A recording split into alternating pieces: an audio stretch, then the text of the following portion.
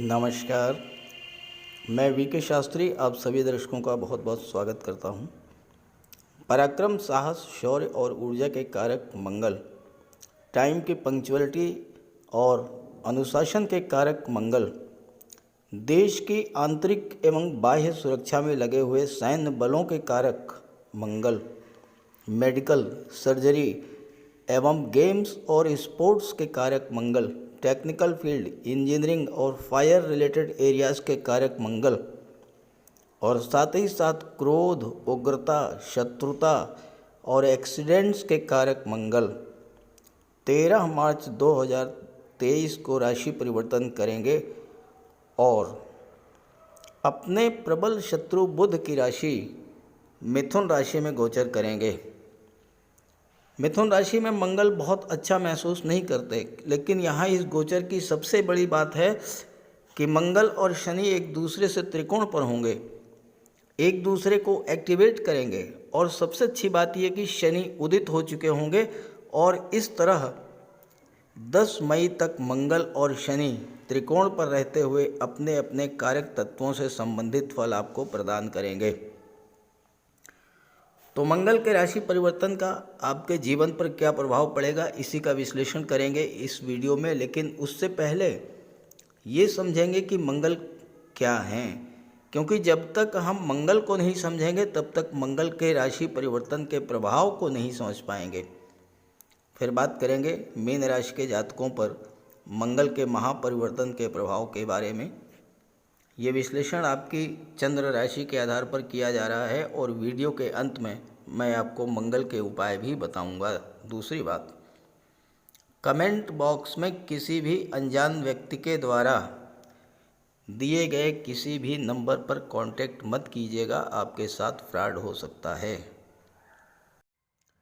तो सबसे पहले मैं आपको ये समझाऊंगा कि मंगल क्या है, क्योंकि जब तक आप मंगल को नहीं समझ पाएंगे तब तक आप मंगल के महत्व को नहीं समझ पाएंगे। ज्योतिष शास्त्र में मंगल को ग्रहों का सेनापति कहा गया है। मंगल व्यक्ति की ऊर्जा है, जोश है, जुनून है। मंगल है आपकी नेतृत्व क्षमता। मंगल है सेनापति और सेनापति को हारना पसंद नहीं होता है। ऐसे ही अगर मंगल आपकी कुंडली में बली हो तो कठिन से कठिन कार्य आप पूरा करेंगे, बड़े से बड़े चैलेंज को आप एक्सेप्ट कर लेंगे।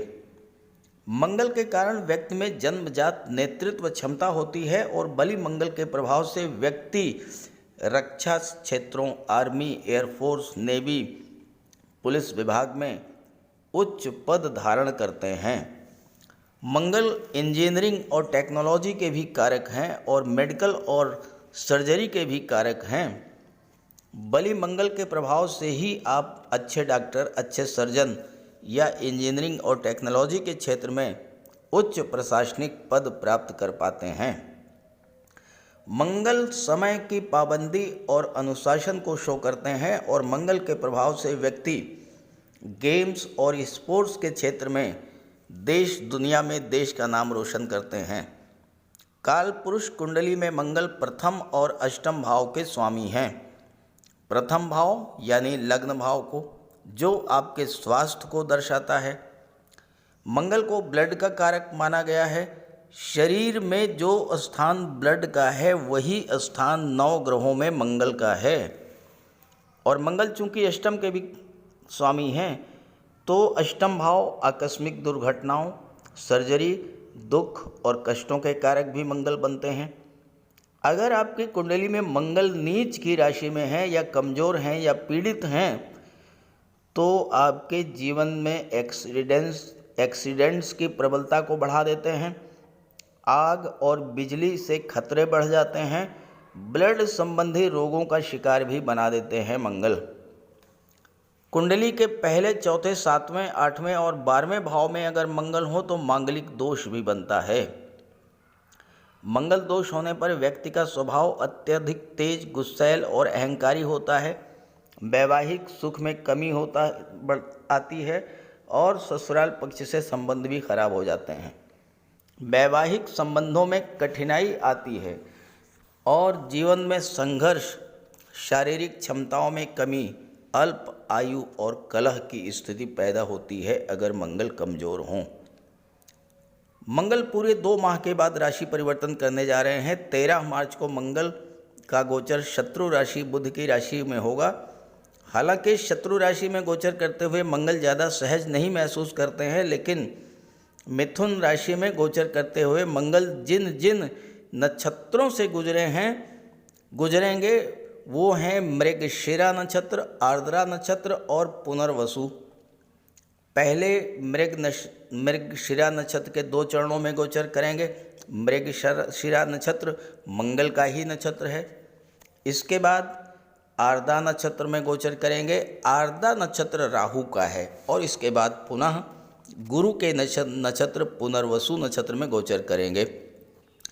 तो शुरुआत और अंत दोनों ही कालखंड बहुत अच्छा रहेगा इस गोचर का, लेकिन जब राहु के नक्षत्र में गोचर करेंगे वहाँ पर थोड़ा आपको सावधान रहना होगा।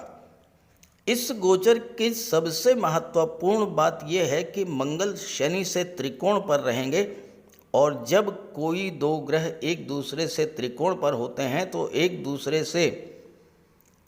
दूसरे को फुली एक्टिवेट कर देते हैं और अपने अपने कारक तत्वों से संबंधित पूरे फल प्रदान करते हैं।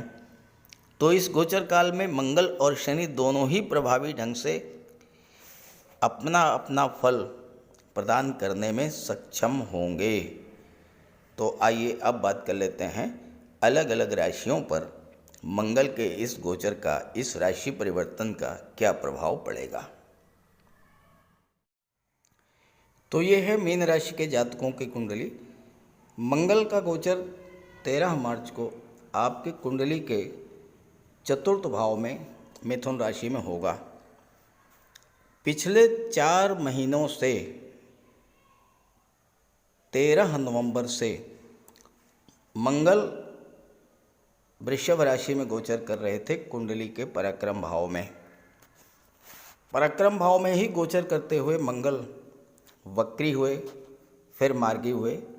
हालांकि तीसरे भाव में मंगल बहुत अच्छा रिजल्ट देते हैं, लेकिन पिछले 4 महीनों में आपके जीवन में मंगल के इस गोचर के कारण क्या क्या परेशानियां आई होंगी, क्या क्या समस्याएं आपके जीवन में आई होंगी, पहले इस पर चर्चा कर लेते हैं और क्यों आई होंगी। देखिए, मंगल जब स्वराशि, मित्र राशि या उच्च की राशि में होते हैं तो बेस्ट रिजल्ट देते हैं। अब पिछले 4 महीने से मंगल का गोचर शुक्र की राशि में थे और शुक्र की राशि में मंगल अपना पूरा फल देने में सक्षम नहीं थे। अब ऐसे में अगर आपकी जन्म कुंडली में मंगल मजबूत स्थिति में रहे होंगे तो आप पर मंगल का कोई विशेष अशुभ प्रभाव नहीं पड़ा होगा, लेकिन जिनकी भी कुंडली में मंगल कमज़ोर स्थिति में रहे होंगे उन पर मंगल के इस गोचर का पिछले 4 महीनों में कोई ना कोई अशुभ प्रभाव जरूर पड़ा होगा। देखिए, मंगल आपके साहस और ऊर्जा को शो करते हैं, लेकिन जब मंगल कमज़ोर होते हैं तो व्यक्ति को कमज़ोर बना देते हैं। व्यक्ति जब अपने आप को कमज़ोर स्थिति में पाता है तो उसे क्रोध बहुत आता है। क्रोध के कारण झगड़े बढ़ते हैं, विवाद होते हैं, कोर्ट कचहरी की नौबत भी आ जाती है। मंगल कमज़ोर होने पर आपके अंदर कार्य करने की क्षमता, कार्य करने की ऊर्जा को प्रभावित कर देते हैं। आपने कोई काम शुरू किया, या तो वो काम बिगड़ गया होगा या उस कार्य में इतनी विघ्न बाधाएं आई होंगी कि इतना नुकसान हुआ होगा कि आपने वो कार्य ही छोड़ दिया होगा। कमज़ोर मंगल के कारण परिवार में तनाव, दाम्पत्य सुखों में कमी, अचानक से चोट चपेट, एक्सीडेंट हो जाना, हाई ब्लड प्रेशर, बार बार बुखार आना, गुर्दे में पथरी, ये सब समस्याएं आती हैं जीवन में। और इसके अलावा मंगल के कमज़ोर या पीड़ित होने के कारण गर्भवती माताओं को विशेष कष्ट भी हुआ होगा। हालांकि सबके साथ ऐसा नहीं हुआ होगा, लेकिन जिनके साथ भी ऐसा कुछ हुआ हो तो ज़रूर कमेंट कीजिएगा, ताकि आपके साथियों को भी, मित्रों को भी मंगल के प्रभाव को समझने में सुविधा हो। अब बात करते हैं 13 मार्च से 10 मई के बीच की स्थितियों के बारे में। मंगल का गोचर मिथुन राशि में कुंडली के चतुर्थ भाव में सुख भाव में होगा। अब पहले तो ये समझें कि मिथुन राशि में गोचर करते हुए मंगल कितना असहज महसूस करेंगे। देखिए होता क्या है, कालपुरुष कुंडली की जो तीसरी राशि है वो है मिथुन राशि। देखिए जो पहला भाव है ये मेष राशि, दूसरा भाव जो है ये वृषभ राशि और जो तीसरा भाव है ये मिथुन राशि का होता है। तीसरे भाव में मंगल अति विशिष्ट कारक होते हैं। तीसरा भाव मंगल का होता है क्योंकि तीसरा भाव पराक्रम पुरुषार्थ का होता है और मंगल पराक्रम पुरुषार्थ और साहस के कारक होते हैं। तीसरे भाव में मंगल को कारकत्व प्राप्त है, इसलिए मिथुन राशि में गोचर करते हुए भी कोई बहुत बड़ा दुष्प्रभाव नहीं डालेंगे, पहली बात। दूसरी महत्वपूर्ण बात यह है कि इस गोचर में मंगल पर किसी भी ग्रह की दृष्टि नहीं पड़ रही है और ऐसे में जब मंगल पर किसी ग्रह की दृष्टि नहीं पड़ेगी तो मंगल अपना पूरा फल प्रदान करने में सक्षम होंगे। और जो तीसरी महत्वपूर्ण बात है इस गोचर की वो ये है कि मंगल और शनि एक दूसरे से त्रिकोण पर हैं। शनि से पंचम पर हैं मंगल 1 2 3 4 5 और मंगल से नवम पर हैं शनि। तो शनि और मंगल जब एक दूसरे से त्रिकोण पर होंगे तो एक दूसरे को एक्टिवेट करेंगे और ऐसे में मंगल और शनि अपने अपने कारक तत्वों से संबंधित फल देंगे। जिन जिन भाव के स्वामी हैं उन भावों से संबंधित फल आपको प्रदान करेंगे। जहाँ पर दृष्टि डालेंगे उस भाव से संबंधित फल आपको प्रदान करेंगे। अब पहले बात कर लेते हैं मंगल की। देखिए मंगल का गोचर चतुर्थ भाव में है और मंगल धन भाव के स्वामी हैं और भाग्य भाव के स्वामी हैं। देखिए धन भाव दूसरे भाव में 1 लिखा है, 1 का मतलब मेष राशि, मेष राशि के स्वामी मंगल। नवम भाव में 8 लिखा है, 8 का मतलब वृश्चिक राशि, वृश्चिक राशि के स्वामी मंगल। तो मंगल भाग्य भाव के स्वामी होकर और धन के भाव के स्वामी होकर के चतुर्थ भाव सुख के भाव में गोचर कर रहे हैं। तो मीन राशि के जातकों को चतुर्थ भाव की चीज़ों का लाभ होगा क्योंकि मंगल की दृष्टि लाभ के भाव 11वें भाव पर भी पड़ रही है। मंगल धन भाव के स्वामी हैं तो इस समय आपको फाइनेंशियल मैटर्स पर विशेष ध्यान देना होगा। चूँकि लाभ भाव पर भी दृष्टि है, धन भाव के स्वामी हैं तो आपके मिलने वाले लाभों में वृद्धि करेंगे। अब चूँकि भाग्येश भी मंगल हैं और कर्म भाव पर भी मंगल की दृष्टि पड़ रही है तो इस समय आपको अपने कार्य क्षेत्र का विस्तार करने और कार्य क्षेत्र से ज़्यादा लाभ प्राप्त करने का होगा। अब यहाँ पर एक और महत्वपूर्ण बात, देवगुरु का गोचर भी धन के भाव में 21 मार्च तक रहेगा और यहाँ पर गोचर करते हुए देवगुरु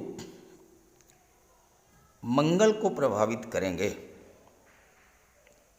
देखिए देवगुरु की सप्तम दृष्टि अष्टम पर, नवम, अष्टम और नवम, गुरु की नवम दृष्टि और मंगल की सप्तम दृष्टि ये दशम भाव पर पड़ेगी।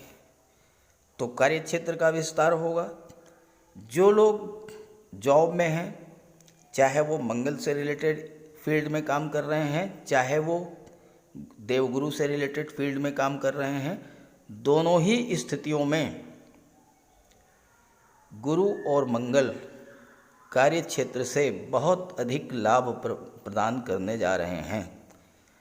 जॉब में है, पद प्रतिष्ठा प्रमोशन का लाभ मिलेगा। आर्मी में है, एयरफोर्स में है, मिलिट्री में है, नेवी में है, पुलिस विभाग किसी भी या मेडिकल और सर्जरी के क्षेत्र में है तो यहाँ पर आपको लाभ मिलेगा कार्यक्षेत्र का, कार्यक्षेत्र के विस्तार का। और चूँकि शनि से ट्राइन पर हैं, त्रिकोण पर हैं मंगल, जो लोग मेडिकल सर्जरी या गेम्स और स्पोर्ट्स से जुड़े हुए हैं उन जातकों को विदेश जाने का भी अवसर प्राप्त होगा। चतुर्थ भाव मंगल का गोचर कर रहे हैं। चतुर्थ भाव में, चतुर्थ भाव भूमि भवन प्रॉपर्टी का होता है। अगर आपके मन में भूमि भवन प्रॉपर्टी खरीदने की इच्छा थी तो वह इस समय पूरी होगी। मंगल को भूमि पुत्र कहा जाता है, तो आप कोई फार्म हाउस का सपना भी आपका पूरा हो सकता है। कृषि भूमि आप खरीद सकते हैं, क्योंकि 11वें भाव पर दृष्टि डाल रहे हैं। 11वां भाव आपकी इच्छाओं का, आपके सपनों का होता है। संतान की प्राप्ति हो सकती है, संतान का विवाह हो सकती है। और मंगल की दृष्टि, चतुर्थ दृष्टि कुंडली के सप्तम भाव पर पड़ेगी। मंगल को 3 दृष्टियां प्राप्त हैं, चतुर्थ दृष्टि, सप्तम दृष्टि और अष्टम दृष्टि। अब मंगल की चतुर्थ दृष्टि जो है वो पड़ेगी सप्तम भाव पर। देवगुरु 21 अप्रैल राशि परिवर्तन करके धन भाव में आ जाएंगे। 21 अप्रैल तक गुरु आपके लग्न भाव में हैं और गुरु की दृष्टि सप्तम पर पड़ेगी। सूर्य 15 मार्च से 14 अप्रैल तक रहेंगे, तो सूर्य की दृष्टि भी सप्तम पर पड़ेगी। तो मंगल, गुरु और सूर्य 3 ग्रह आपके सप्तम भाव को प्रभावित करेंगे। तो विवाह को लेकर आपके सपने पूरे होंगे। सप्तम भाव दाम्पत्य सुखों का होता है, विवाह का होता है। हालांकि फैमिली लाइफ के लिए मंगल की दृष्टि ज़्यादा अच्छी नहीं होती है, लेकिन यहाँ पर गुरु की भी दृष्टि पड़ेगी, इसलिए पारिवारिक जीवन में थोड़ा बहुत तनाव तो होगा, लेकिन आप अपने ज्ञान बुद्धि विवेक से उस तनाव को समाप्त कर लेंगे। सप्तम भाव व्यापार का होता है और व्यापारियों के लिए ये समय बहुत अच्छा रहेगा। गुरु, सूर्य और मंगल जब एक साथ व्यापार के भाव को प्रभावित करेंगे तो व्यापार में चतुर्दिक उन्नति होगी, चारों दिशाओं से लाभ प्राप्त होगा। अब एक चीज़ आपको यहाँ पर ध्यान से समझनी है कि 27 मार्च तक तो मंगल का गोचर मृगशिरा नक्षत्र में होगा। तो मृगशिरा नक्षत्र तो मंगल का ही नक्षत्र है, इसलिए कोई समस्या ज़्यादा नहीं होगी। 22 अप्रैल तक आर्द्रा नक्षत्र में होंगे, ये आप टाइम पीरियड नोट कर लीजिएगा। 27 मार्च से लेकर के और 22 अप्रैल तक आर्द्रा नक्षत्र जो होता है ये राहु का नक्षत्र होता है। तो इस नक्षत्र में गोचर करते हुए, चूँकि राहु और मंगल अंगारक योग बनाते हैं, जो कि बहुत अधिक मात्रा में आपकी क्रोध उग्रता बढ़ा देता है, तो 27/3 से और 22/4 तक आपको विशेष सावधानी बरतनी होगी। मंगल का विशेष उपाय करते रहें। उसके बाद 22/4 को पुनर्वसु नक्षत्र में चले जाएंगे, तो फिर आपको बहुत अच्छे रिजल्ट देना शुरू करेंगे। अब मंगल से शनि त्रिकोण पर हैं, तो आइए बात कर लेते हैं शनि की का क्या प्रभाव पड़ेगा। शनिदेव का गोचर 12वें भाव में है और 14 मार्च से शनि का गोचर राहु के नक्षत्र शतभिषा नक्षत्र में होगा और शनि अत्यंत बलवान होंगे। मंगल से त्रिकोण पर हैं तो शनि एक्टिवेट भी होंगे। अब 12वें भाव में क्या करेंगे, देखिए मीन राशि के जातकों पर शनि की 7.5 का प्रथम चरण गतिमान है, तो आपको विशेष सावधानी भी बरतनी पड़ेगी, क्योंकि 12वें भाव में जब मंगल शनि एक्टिव होंगे तो आपके खर्चे बढ़ाएंगे। हालांकि शनि की तीसरी दृष्टि धन के भाव पर पड़ रही है, तो धन का निवेश भी होगा, खर्च और निवेश। अब आप मान लीजिए कोई प्रॉपर्टी या कोई वाहन खरीदते हैं तो ये खर्च तो हुआ, लेकिन ये निवेश भी तो हुआ, तो इस तरह के खर्चे होंगे। शनि विदेश में है, विदेश जाकर के आप कोई नया व्यापार व्यवसाय शुरू कर सकते हैं। एक्सपोर्ट इंपोर्ट का कोई व्यापार व्यवसाय है, उसमें आपके लिए लाभ देंगे शनि। लेकिन ध्यान ये रहे कि स्वास्थ्य का आपको विशेष ध्यान रखना होगा, क्योंकि 12वां भाव जेल, अस्पताल न्यायपालिका कोर्ट कचहरी का भी होता है।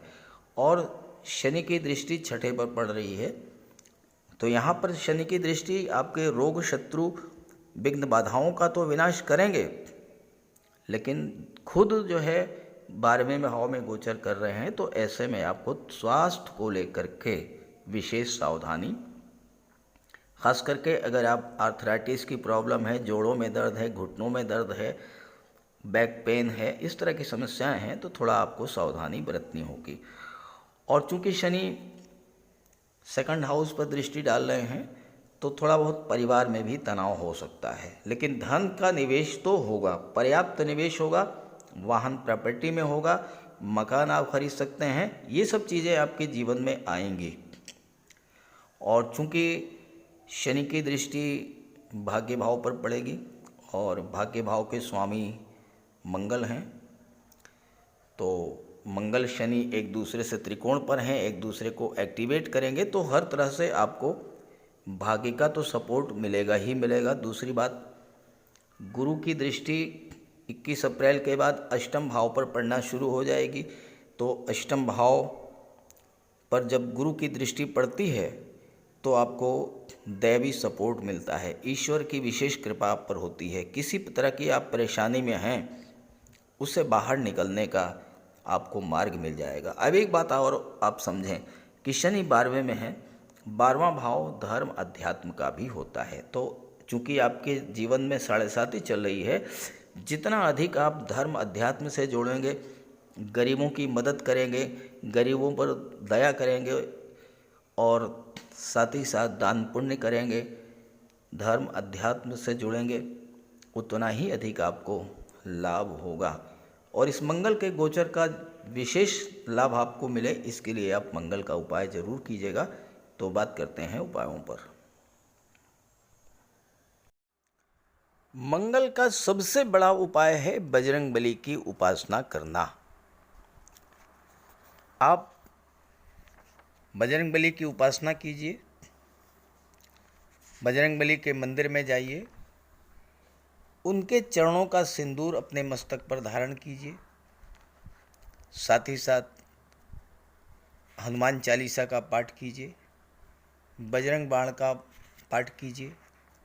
मंगलवार के दिन अगर आप व्रत रख सकें तो मंगलवार का व्रत रखिए, साथ ही साथ हनुमान जी को चोला चढ़ाइए। मंगलवार के दिन स्नान करने के जल में लाल चंदन या लाल पुष्प डालकर स्नान करें। स्नान करने के बाद लाल रंग के वस्त्र धारण करें। अगर नहीं कर सकते हैं लाल रंग के वस्त्र धारण, तो कम से कम एक लाल रुमाल अपनी जेब में जरूर रखें। मंगलवार के दिन मंदिर में जाएं, बजरंगबली के लड्डू का भोग लगाएं और गरीबों में बांट दें। घर की दक्षिण पश्चिम दीवार पर उड़ते हुए हनुमान जी का चित्र लगाएं। साथ ही साथ गरीबों में लाल वस्त्र, मसूर, गुड़, लाल चंदन, मिठाई, लड्डू, बताशे, रेवड़ी, ये सब बांटिए। मस्तक पर लाल चंदन का टीका लगाएं या हनुमान जी के चरणों का सिंदूर लगाएं। मंगलवार के दिन बंदरों को गुड़ और चना खिलाएं। बहते हुए जल में लाल पुष्प, तिल या गुड़ प्रवाहित करें और जेब में एक तांबे का सिक्का रखें। साथ ही साथ अगर आप मंगल के ये उपाय कर लेते हैं तो राहु भी नियंत्रित हो जाएंगे और शनि भी नियंत्रित हो जाएंगे, क्योंकि बजरंग बली की उपासना करने से राहु, मंगल और शनिदेव तीनों का ही उपाय हो जाता है। इसके अलावा एक चांदी की छोटी सी ठोस गोली चाहे आप जेब में रखें या चेन में पहन लें या ब्रेसलेट में लगा लें। अपने बैग में मोरपंख रखें और घर में भी मोरपंख लगा लें। मेन डोर पर, कार्यस्थल पर भी मोरपंख रखें, तो इससे राहु आपको परेशान नहीं कर पाएंगे। तो ये सब उपाय बहुत आसान हैं सुंदरकांड का पाठ कीजिए, बजरंग बाण का पाठ कीजिए, हनुमान चालीसा का पाठ कीजिए। ऐसा कोई उपाय नहीं है जो आप नहीं कर सकते, और आप इन उपायों को कीजिए, फिर देखिए आपको कितना बड़ा लाभ मिलता है। नमस्कार।